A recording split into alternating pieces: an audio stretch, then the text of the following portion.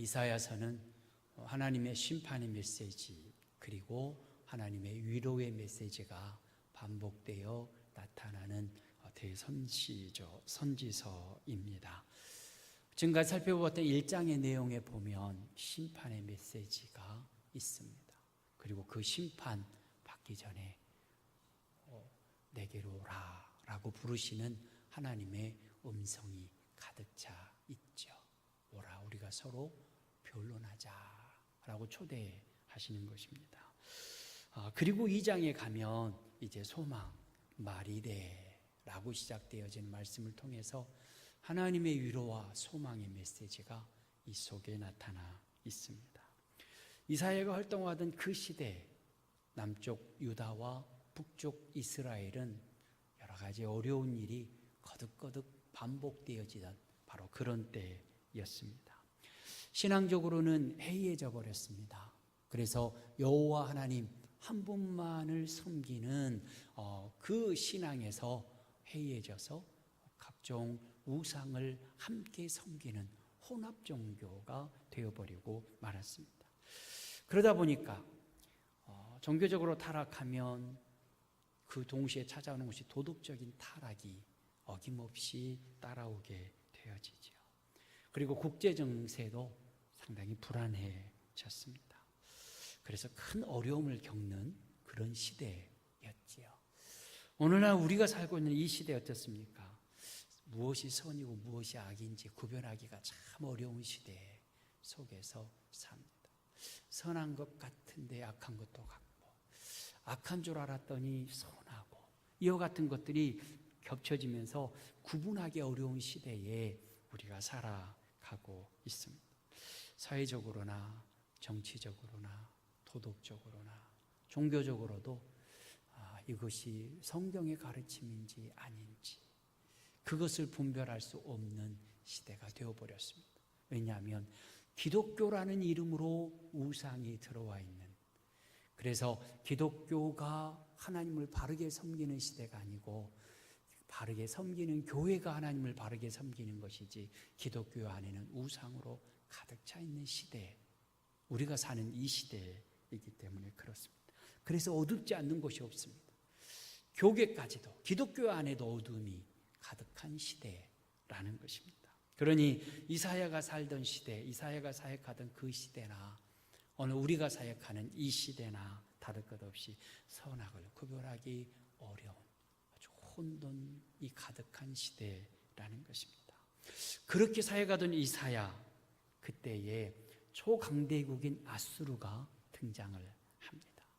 아수르는 주변 국가들을 하나씩 점령해 오기 시작하더니 북쪽 이스라엘도 점령해 버리고 맙니다.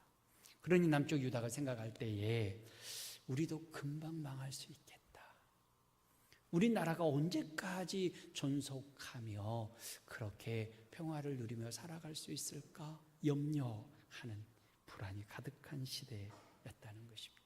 그때에 하나님께서는 이사야를 통하여서 말일에 어떠한 일이 있을 것인가 그것을 말씀합니다. 그 말일 마지막 때에 여호와의 전의 산이 모든 작은 산들 위에 뛰어나게 될 것이다 라고 말씀하십니다. 우리 2절을 함께 봉독하겠습니다. 말일에 여호와의 전의 산이 모든 산 꼭대기에 굳게 설 것이요 모든 작은 산 위에 뛰어나리니 만방이 그리로 모여들 것이라. 아멘. 여기서 말일은 종말의 때를 말합니다. 예수님의 재림의 때, 예수님이 구원을 완성하는 그때입니다. 그때는 하나님의 영광이 드러나고요, 메시아의 완전한 통치가 이루어지는, 완성될 하나님의 나라가 우리에게 선물로 주어지는 바로 그때입니다. 바로 그때 여호와의 전의 산이 모든 산 꼭대기 위에 서리라. 여호와의 전이 있는 산, 시온산이지요. 예루살렘의 구약에서는 모리아산으로 불렸던 그 시온산입니다. 그 시온산이 모든 산들 위에 뛰어난 산이 될 것이다 말씀하십니다. 이 산이라고 하는 것, 결국은 나라들을 비유하여서 말씀해 주시는 것인데요. 강대국 아수르에 놀라서 두려움에 떨고 있는 그들을 향해서 아수르라고 하는 산 별것 아니야. 여호와 하나님을 믿는 믿음의 산이 훨씬 더 크다라고 말씀하고 계신 것입니다. 아수르나 바벨론, 그리고 저 아래 애굽, 이들을 보면 아주 강대국이었습니다. 전통적으로 그들은 늘 이 팔레스타인, 이스라엘을 괴롭혔던 강대국 중에 강대국, 경제적으로도 아주 막강한 경제력을 발휘하는 나라들입니다. 그 중에 이사야 36장에 보면 아수르의 군대 장관인 랍사게가 이스라엘을 남쪽 유다를 공격해 와서 예루살렘을 포위하고 있습니다. 그러면서 여호와 하나님을 조롱합니다. 그리고 이스라엘의 왕과 모든 백성들을 조롱하고 욕을 하는 것을 볼 수 있습니다. 아수르라고 하는 나라가 워낙 강대국이기 때문에 기고만장해서 여호와 하나님까지도 그렇게 욕을, 입에 담을 수 없는 욕을 하고 조롱을 하는 것입니다. 그런데 하나님의 때가 되어지자 하나님께서 일어나셔서 권능을 나타내시자 아수르는 한순간에 바벨론에 의해서 무너져 버리고 맙니다. 말이래, 하나님의 때가 되어지면 하나님을 의지하고 하나님을 섬기지 않는 그 모든 세력들은 다 사라져버리고 약해져 버리고 그래서 멸망의 길로 들어설 수밖에 없다라는 것입니다. 예수님은 한번 예를 들어보지요. 천지를 창조하신 창조주이시고 우리를 구원하기 위해서 이 땅에 오신 하나님의 아들 예수님은 베들레헴 마구간 구유 위에 누워 계십니다. 그런데 당대의 헤롯 왕은 엄청난 권세와 힘을 가지고 있었습니다. 그래서 베들레헴에 있는 2살 이하의 모든 사내 아이를 죽이라 라고 명령하는 힘이 있었고, 실제로 베들레헴에서 2살 이하의 사내 아이들이 다 죽음을 당하는 비극이 일어나게 되어집니다. 예수님은 초라한 마국간, 그러나 헤롯 왕은 강한 권세를 가지고 있었습니다. 그래서 그 강한 권세와 세력들은 힘없이 이 땅에 사람의 몸으로 오신 예수 그리스도를 멸시하다가 결국 십자가에 못 박혀 죽게 합니다. 그런데 하나님께서 그 예수님을 다시 살려주셨습니다. 하나님의 때가 되자 하나님께서 예수님을 죽음 가운데서 다시 살려주셨을 뿐만이 아니라 하나님의 보좌 우편에 앉게 해주셨습니다. 빌립보서 2장 9절부터 11절 말씀이 그것을 가르쳐 주는데요. 우리 함께 봉독하겠습니다. 이러므로 하나님이 그를 지극히 높여 모든 이름 위에 뛰어난 이름을 주사 하늘에 있는 자들과 땅에 있는 자들과 땅 아래에 있는 자들로 모든 무릎을 예수의 이름에 꿇게 하시고 모든 입으로 예수 그리스도를 주라 시인하여 하나님 아버지께 영광을 돌리게 하셨느니라. 아멘. 예수님이 사람의 몸을 입고 마구간 구유에까지 낮아지셨습니다. 십자가에 못 박혀 죽으셨다가 이 무덤에까지 낮아지셨습니다. 그러자 하나님께서 모든 이름 위에 뛰어난 이름을 주셔서 모두가 하나님 앞에, 예수님 앞에 엎드려 경배하며 그 이름을 높여 찬양하게 하였다라는 것입니다. 그러니 처음 시작이 미약하고 지금이 어렵고 힘들다고 해서 끝까지 그렇게 힘들고 어려운 것이 아니라 우리 모두가 각기 상황이 다르고 처지가 다르고 환경이 다 다르지만 우리의 마지막은 하나님의 나라, 그 천국문 앞에 우리 모두가 서서 기쁨의 찬양을 드리며 그 천국문으로 들어가게 되어진다는 것입니다. 그것이 말일에 저와 여러분들에게 약속되어 있는 구원의 놀라운 은혜인 것입니다. 그것을 바라볼 때에 지금 우리에게 다가오는 힘든 일, 어려운 일, 고민거리와 염려거리들 그것은 사실은 지나가는 것이다.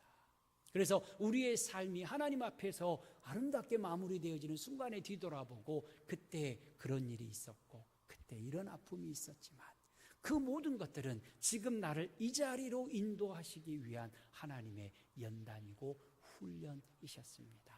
고백하며 찬양하며 천국의 그 말일에는 예수님의 재림의 때는 들어갈 수 있게 된다라는 것입니다.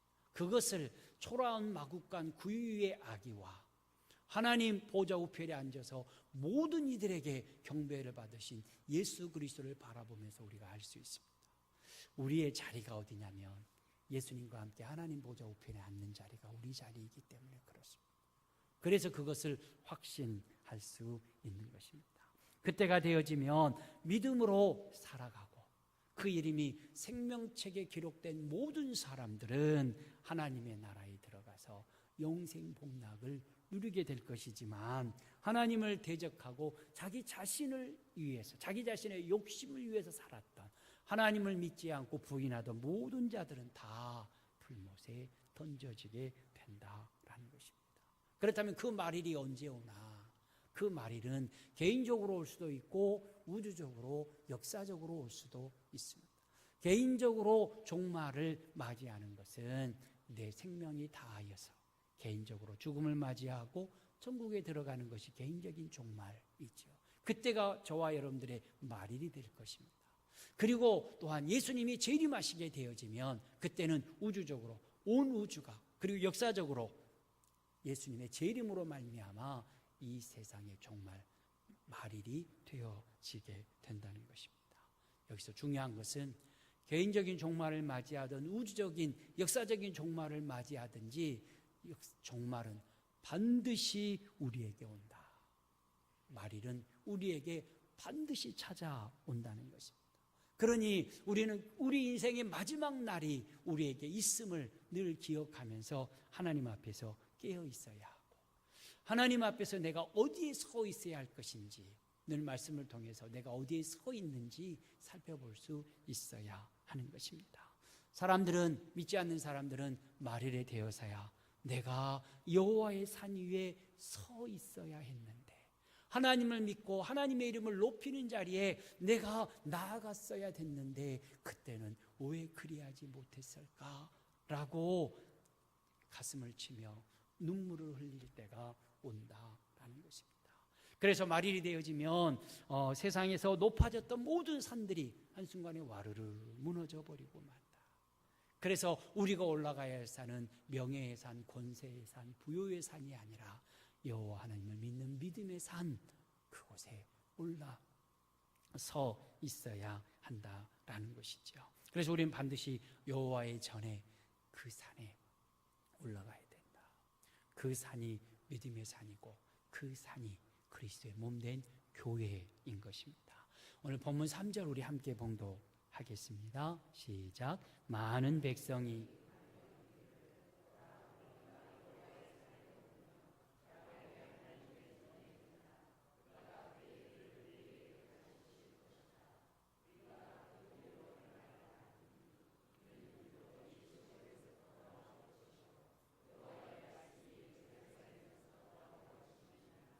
아멘.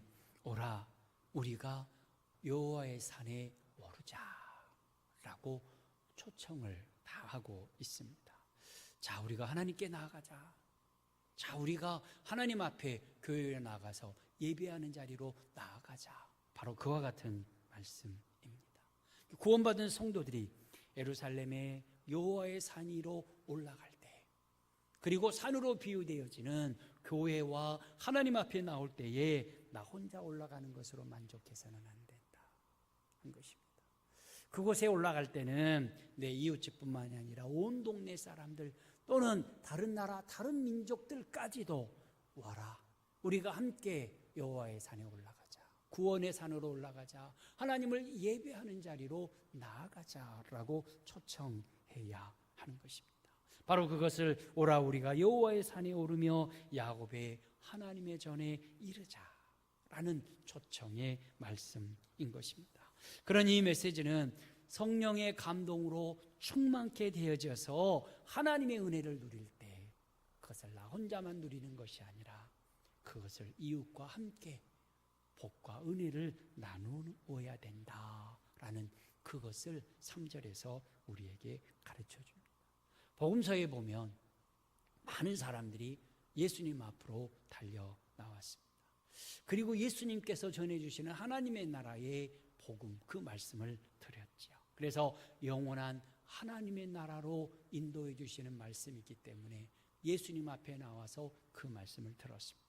하늘의 참 평안과 위로를 주시는 하나님의 위로의 메시지이기 때문에 예수님 앞에 나와서 그 말씀을 들었습니다. 그래서 은혜의 말씀, 하나님의 음성 듣기 위하여서 남녀노소 빈부 귀천 다 떠나서 예수님 앞에 부지런히 나와서 그 생명의 말씀을 들었던 것입니다. 그러니 이제 저와 여러분들도 그와 같은 복음으로 하나님께로 이웃을 초청해야 된다. 오라, 우리가 여호와의 산에 올라가자. 우리의 구원의 복음, 하나님의 사랑의 메시지를 듣기 위해서 하나님의 산에 나아가자. 광야훈교회로 나아가자 라고 외치며 여호와의 말씀이 예루살렘에서부터 우리에게 주어진다.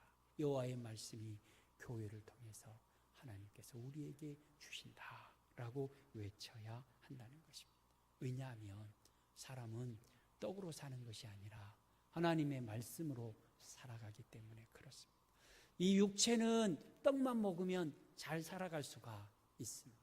그러나 영은 떡으로는 살 수가 없고 오직 여호와의 말씀을 들을 때에 그 영혼이 소생하고 하나님의 뜻을 이루는 자로 매일매일 살아갈 수 있게 되기 때문에 그렇습니다. 지금도 하나님을 알지 못하는 사람들은 세상의 그 명예의 산, 부여의 산, 권력의 산이 최고인 줄 알고 살아가지만 우리는 그것은 다 한순간에 말일에는 무너져 버릴 것이고 예수 그리스도께로 나아가는 자만이 마지막 때에 굳게 설 수 있음을 알기에 하나님 그 산으로 부지런히 내가 달려가게 하시고 그리고 아직 그 산이 어떤 산인지 알지 못하는 수많은 사람들 그들에게 오라 우리가 예수님께로 나아가자.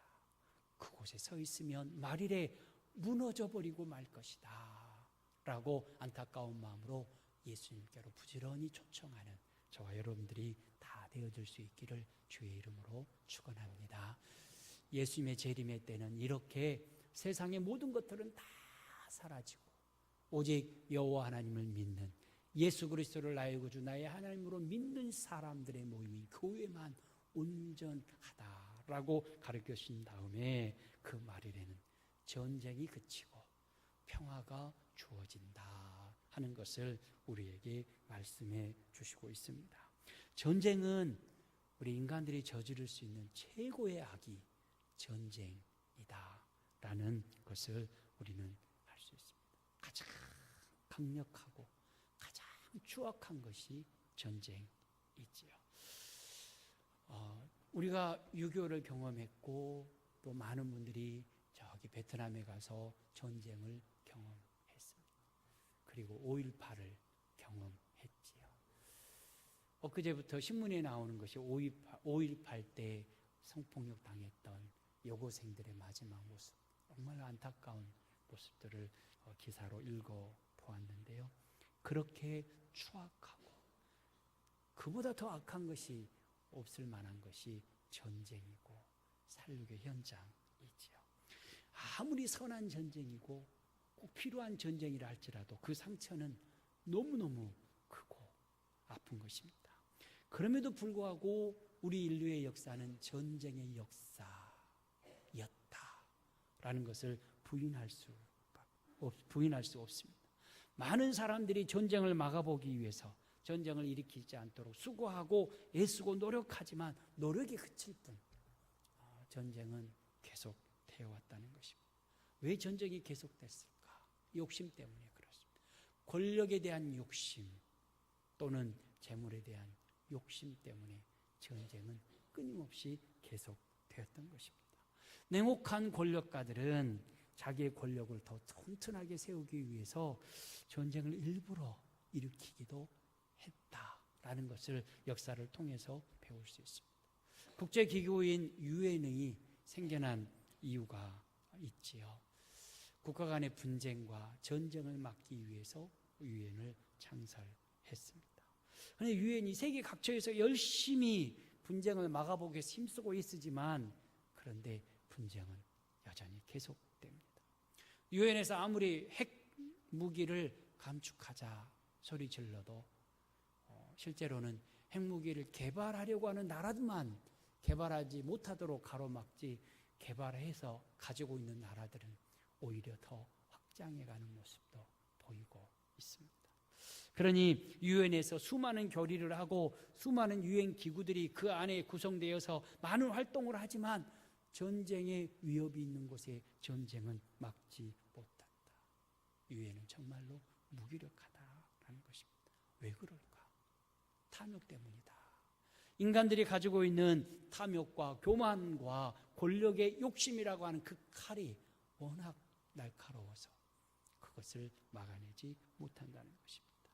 그러나 말이 되면 예수님이 오실 때가 되고 예수님이 오시면 전쟁은 그치고 영원한 평화가 우리 가운데 주어진다라고 본문이 말씀해 주시고 있습니다. 우리 4절을 함께 봉독하겠습니다.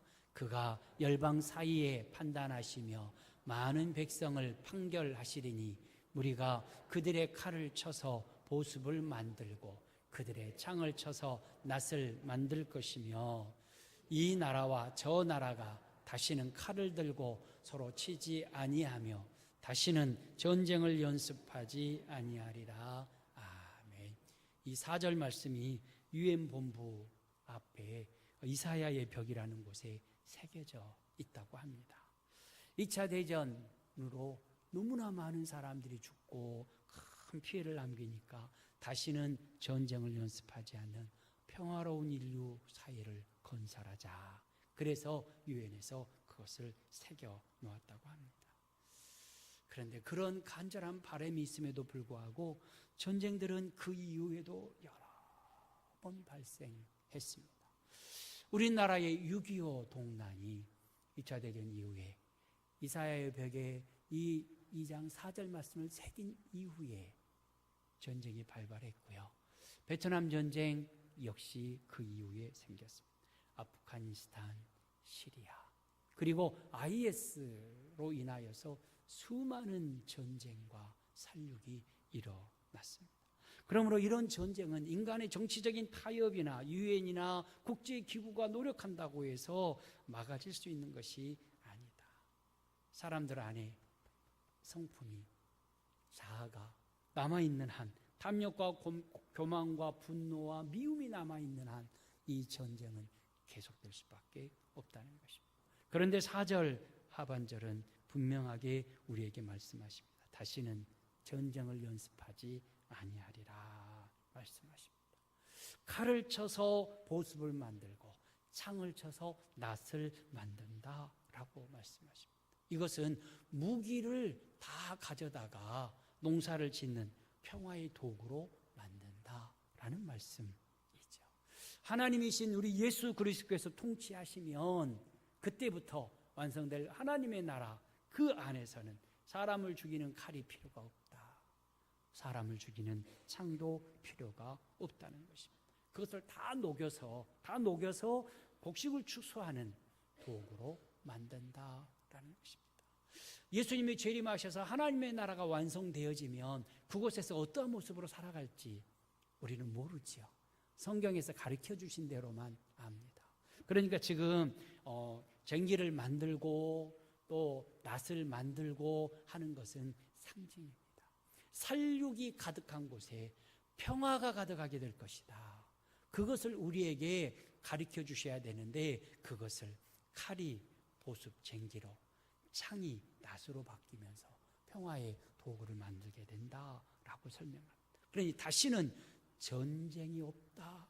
전쟁을 연습할 필요가 없는 나라가 예수님 재림하셔서 완성되는 그 하나님의 나라 천국이다라고 가르쳐 주시는 것이죠. 철이라고 하는 같은 물질이지요. 그런데 그 철을 무기로 만드느냐 농기구로 만드느냐에 따라서 사람들의 행복의 가치가 달라집니다. 지게 됩니다. 그것이 행복해질 수도 있고 그것 때문에 불행해질 수도 있는 것입니다. 그런데 한번 생각해 보죠. 이 땅에 진짜 전쟁 없는 나라가 있느냐? 우리나라가 물론 1950년 이후에 전쟁은 없었지요. 근데 진짜 전쟁이 없나요? 치열한 전쟁은 끝이 없이 일어나고 있지요.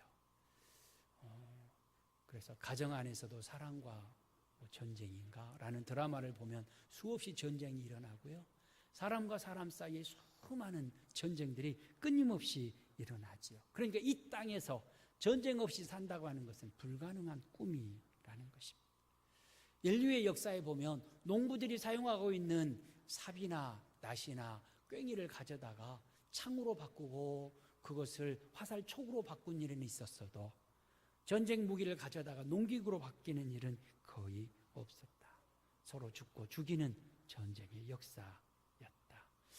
그와 같은 역사 속에서 진정한 평화를 누리는 나라는 우리 사람들이 만들 수 있는 나라가 아니다라는 것을 알 수 있습니다. 그런데 그 나라는 하나님께서 저와 여러분들에게 선물로 주시는 나라가 바로 그 나라라는 것입니다. 그래서 4절을 이렇게 시작하죠. 그가 열방 사이에 판단하시며 라고 시작을 합니다. 여기서 그는 여호와 하나님이시죠.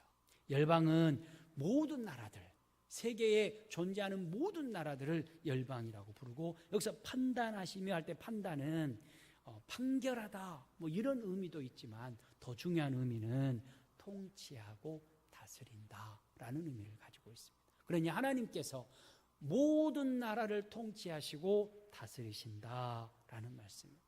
그러니까 하나님의 나라가 이루어지면 사람들이 통치하는 것이 아니라 하나님이 통치하시는 완전한 평화의 나라가 우리에게 선물로 주어진다라는 것입니다. 그래서 열방 사이에 판단하시는 하나님, 그 하나님은 전쟁을 싫어하시는 하나님이시다라고 성경은 말씀하고 있습니다. 전쟁을 즐기는 자들은 흩어버리시는 하나님이시다. 시편 68편 30절 말씀 우리 함께 봉독하겠습니다.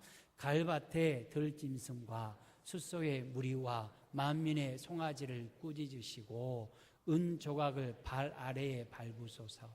그가 전쟁을 즐기는 백성을 흩으셨도다. 아멘.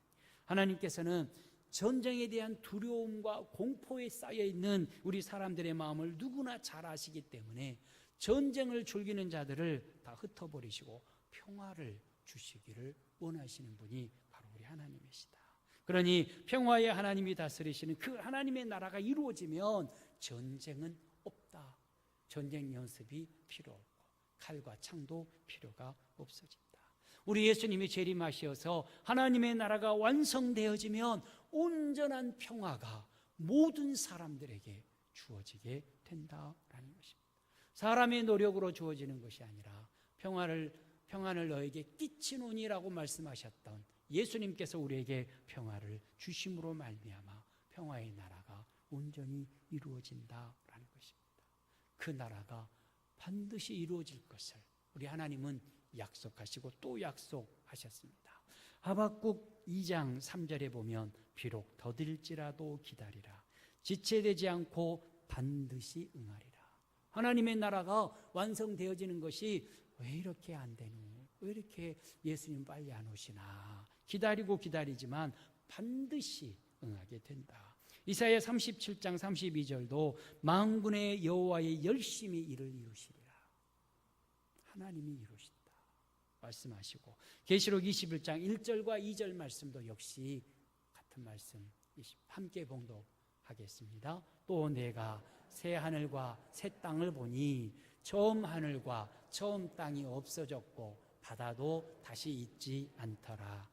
또 내가 봄에 거룩한 성 새 예루살렘이 하나님께로부터 하늘에서 내려오니 그 준비한 것이 신부가 남편을 위하여 단장한 것 같더라. 아멘. 이렇게 다 단장된 완성된 하나님의 나라가 하늘로부터 우리에게 내려오게 되어진다라는 것입니다. 그것을 다 이루어 두시고 지체하지 아니하시고 반드시 응하신다. 그래서 우리는 그 하나님 여호와를 믿는 믿음 가운데 하나님의 나라를 소망하며 하나님의 나라 백성으로서 어떻게 살아가야 할 것인가를 우리는 늘 기도하며 하나님 앞에 간구해야 할 것입니다. 그러면서 우리는 이 칼과 창을 농기구로 만드는 그 모습을 통해서 우리 교회가, 그리고 우리 한국 교회가 어떻게 되어야 할까? 성령의 대장간이 되었으면 좋겠다. 그런 소원의 기도를 드리게 되었습니다. 대장간이 무엇을 합니까? 대장간에 가면 큼직한 망치가 있지요. 그리고 풀무가 있습니다. 풀무에서 달궈진 그 쇳덩어리를 망치로 잘 두드려 펴면 그곳에서 낫이 나오고 괭이가 나오고 각종 농기구들이 만들어지게 됩니다. 그곳에서 칼이 보습, 쟁기로 바뀔 수 있고요. 창이 낫으로 변할 수도 있습니다. 이 대장간, 근데 그 대장간이 때로는 괭이가 칼이 될 수 있고요. 그렇죠. 삽이 창으로 바뀔 수도 있는 곳이 그 대장간입니다.